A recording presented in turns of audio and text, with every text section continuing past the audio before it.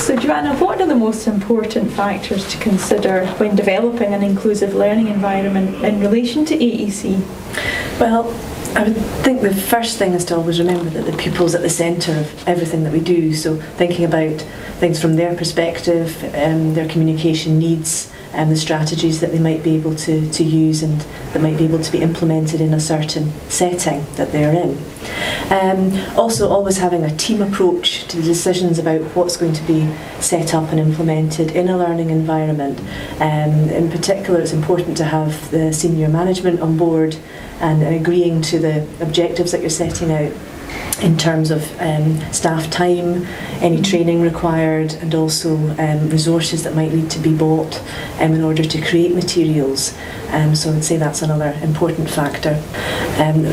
In that vein, regular communication between visiting professionals and staff in the environment, and also between the staff who are working there about what's being implemented and how things are to be presented to different children and how things are to be set up in order for there to be continuity and consistency for the children to learn how to use the visuals and various other strategies in place.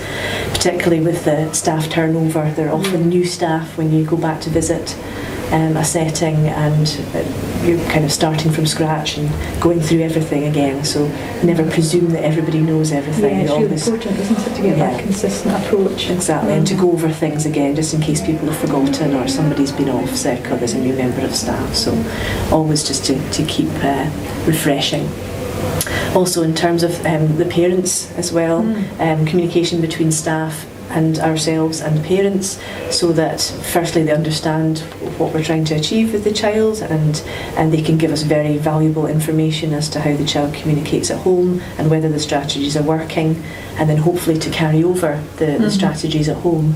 For example, various visuals used in a nursery, maybe a sequence for toileting or for washing their hands. Parents could maybe take that home and use it at home, and it would help with carrying over the skills at home and the understanding of the child.